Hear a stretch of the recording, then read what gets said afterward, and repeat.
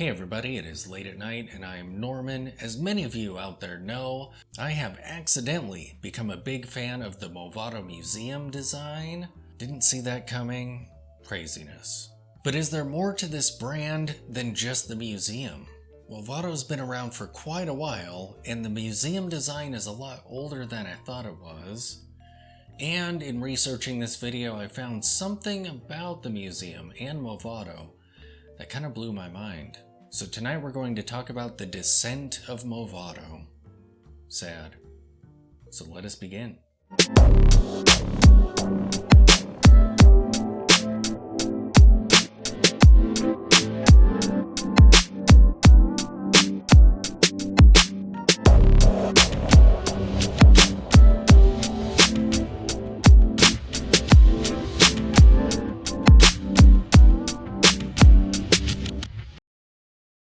As a watch hunter and collector who's accidentally become obsessed with vintage watches, and whose collection is about 80% vintage, I see this story played out over and over again. The outcome differs from brand to brand, but it's the same story. Brands who 50, 60, 80 years ago were creating brilliant watches and designs, just amazing, end up being reduced to just rubbish. Brands that were once shaking up the industry with their brilliance are now making watches that look like a diamond dragon threw up all over them. Or now they're making watches that only Wish could love. The most glaring example that I've found so far is the fall of Wittenauer. That brand used to make watches that were absolutely worthy of madmen. They made brilliant military watches, and even in the 1980s, they were producing promotional watches that were cheap and crappy, but the designs looked great, like the Reader's Digest watches. But now the brand is producing absolute garbage. Movado's path is a little bit more interesting because they still do produce some brilliant watches. However, these are throwbacks to a design that was originated in the middle of the last century. And also for a while, they did some great artsy pieces. And of course, the great looking watches that they still produce are the Movado museums. And this is a design that completely transformed the company. It has become their entire identity. But there's something you don't know about the museum. The brand was started in 1881 as a little workshop that was founded by Achilles Dietschheim, who was only 18 years old at the time. He hired 6 watchmakers to help with his endeavor, and it took over 24 years before the company finally landed on the name Movado. By 1920, the company had 20 patents to its name, including a brilliant curved tank-style watch called the Polyplan. These watches had a crown at the 12 o'clock, and they kind of have a similar aesthetic to the Cartier Cintre. I need to get one of these watches. In 1945, the company produced its first automatic movement, the Tempomatic. In 1947, the museum design was created. It was conceived by Nathan George Horwit. He was an industrial designer who founded Design Engineers in Manhattan. Among his other designs are the Beta chairs. These are ultra-modernist style chairs whose side profile form the shape of a capital B. The entire design was extremely curvy and flowing, and a great example of minimalist futurism. He lived until 1990 when he passed away at the age of 92. However, there's some drama surrounding the museum design. This was a design that Horwit took inspiration from sundials for, imagining the circle at the 12 o'clock as the sun at high noon. The original museum watch was manufactured by Vacheron and Constantin Lecoultre Watches Inc. Later on, Vacheron and Constantin would drop the ampersand to become the brand that we all know and love today. And Lecoultre is on there because they provided movements to different brands at that point in time. The museum was such a unique design, it was added to permanent display at the Museum of Modern Art. That took place in 1960. Enter Movado. The brand began producing museum watches. However, these were unauthorized versions of the watch. Horwit filed suit against Movado. but eventually he settled for $29,000. After Horwitz's death, Movado went crazy producing museum watches and promoting them and pushing the design. And probably that was when the museum became their branding totally. So Movado actually stole the museum watch. That is crazy. So even though the Movado museum watches are brilliant, they don't reflect at all the design prowess of the brand. And they use that 12 o'clock circle on everything, even to the detriment of some of their designs. So let's take a look at some of their early designs so we can see just how far they've fallen. Here we have a World War II watch that Movado produced, and according to the lister, this is a Movado from the 1940s. I like the hands and numeric indices as well as the aesthetic circle in the center of the dial. It's a great blend of utilitarianism and brilliant looking design decisions. The next piece is the Calendomatic. We can see these same aesthetic details utilized in the Calendomatic watch of the 1950s, with the circle in the center of the dial and the dots for the odd hours and numerics for the even. These watches featured month and day windows at the 12 o'clock and a pointer style date. I love pointer style dates like that. That is so cool. I need to get one sometime. The next piece is some minimal Brilliance from the 1960s. This is a gorgeous looking, fairly minimal dress watch. The dial is very spacious, but it looks nice with this watch. And next we have some crazy flexible lugs from the 1930s. This is a pretty wild watch. The hands and the indices are big and bold.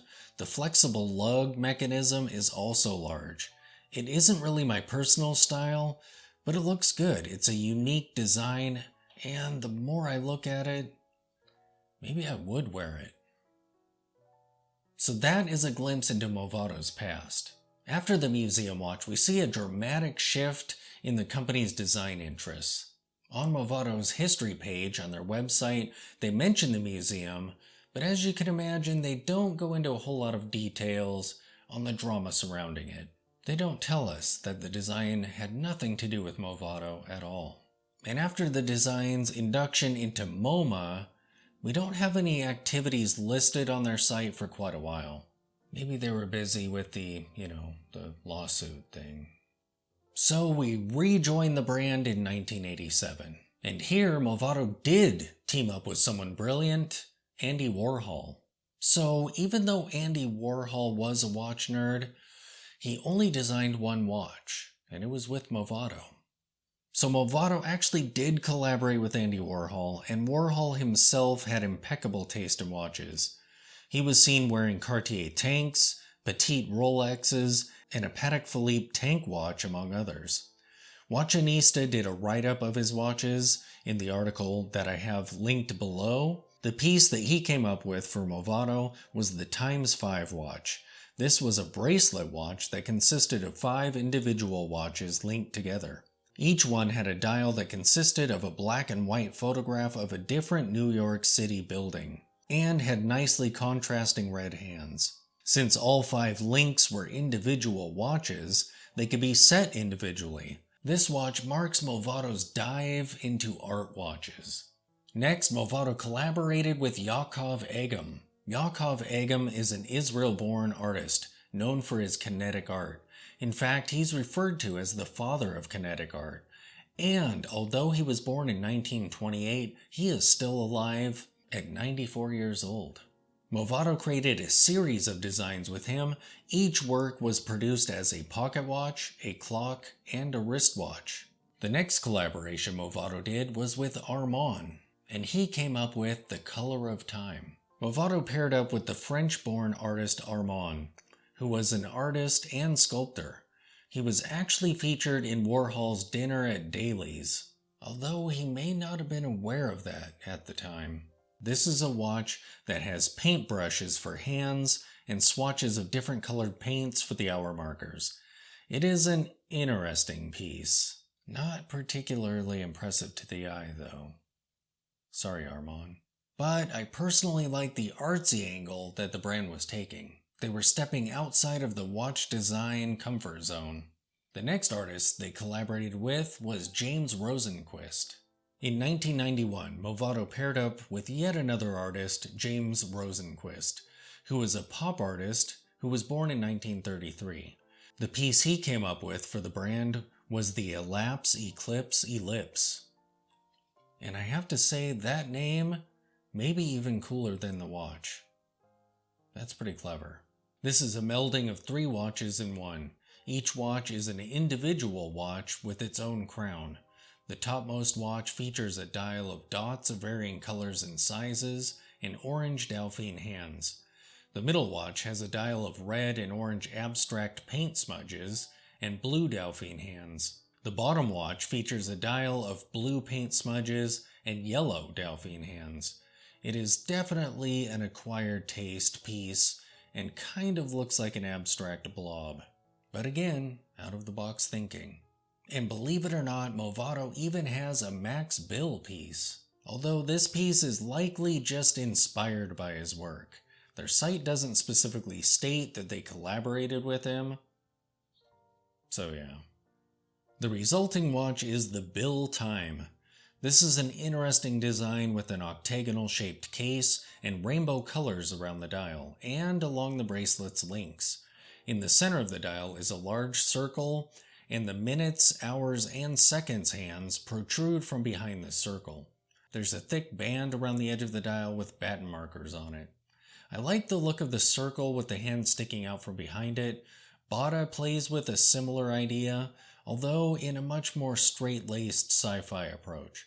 I personally prefer Bata's take on the idea, but yeah. So now we've arrived at the point where Movado leans heavily into the museum watch. The original museum watch was very Bauhaus in its aesthetic. It had thin, utilitarian lugs and long pencil hands, a domed crystal, and absolutely nothing but the circle at 12 o'clock on the dial. Movado's take on this design has a few different variations, with most of them featuring Delphine hands. Some have a band around the edge of the dial, and others feature very 1990s looking integrated bracelets. Most of the cases on these watches are Bauhaus style cylinder cases. However, some of the 1980s variants, like the 36mm piece that I own, have a wider bezel around the crystal and a curving case with crown guards. Apart from these older pieces, all of the men's variants are 38 to 40mm in case size. These modern pieces are great for people who have larger wrists, but for average wrists, they wear pretty large. In recent years, the brand has produced some museum pieces with great-looking red dials, etc. The aesthetic of the museum watch is absolutely brilliant. It's the ultimate in minimalism. And I think it's this ultra-minimalism that's kind of a draw to this design. It's kind of like a bit of forbidden fruit. That was my original draw to it, a watch that's so minimal that most people absolutely hate it. So I simply had to see one in person. The trouble is, Movado has taken this design and they've applied it where it really doesn't belong. And it's not just the designs that are a problem. In 1983, Movado was purchased by the North American Watch Corp. And in 1998, the Movado Group is formed. And this firmly establishes the brand as a fashion brand. It's now just a part of a big fashion conglomerate, along with the likes of Coach, Tommy Hilfiger, Hugo Boss, Lacoste, Scuderia Ferrari. That one I don't know. And the designs that Movado's been putting out kind of fit. The Series 800 chronograph. The Series 800 chronograph is a cheap-looking two-tone watch that features 3 subdials and a 4 o'clock date window. But you'll notice they feature the circle at the 12 o'clock. So Movado has taken the iconic element of the world's most minimalistic watch and put it on a watch so blingy and busy, it could be a $20 watch on Wish. But Movado is selling it for $1,500. And this is a 42mm watch, and on Movado's site they try to promote it using the iconicness of the original museum watch. Or consider the Vizio. This is a 44mm watch. It is all gold PVD, so it isn't even real gold, or gold plated, or filled. It also looks like a terrible piece you would find on Wish.com, and this piece is nearly $3,000. I'm sorry, but this is an ugly watch. If you want to see how far Movado has fallen, compare it to the Poly plan. At this point, Movado has negated everything it has ever done that was brilliant, even the artsy watches that aren't my personal cup of tea, but are at least creative and unique. The Movado Edge. In keeping with the brand's past of working with designers, they came out with the Movado Edge, a collaboration with Ives Behar. Ives is an industrial designer who has been active since about 1999. The designs he's come up with for Movado are interesting. The watches have a classic museum dial, but he has added weird-looking ridges around the edge of the dial. And the brand has created an eyesore of a chronograph that utilizes this same feature. Even without the dial ridges, a chronograph version of the museum flies in the face of the whole idea of the design, and it just makes the pieces look disjointed and painful. Movado began with absolutely brilliant, classy designs, and then they did an about face and did edgy, artsy pieces, and these experimental pieces were kinda cool. They broke the rules and were art for art's sake. And even though they stole the museum, for a while they kind of did it some justice. But now they just blindly apply that aesthetic to everything. It's so painful to see watch brands that began brilliant descend into basically the watch equivalent of costume jewelry. So sad. Thanks for watching.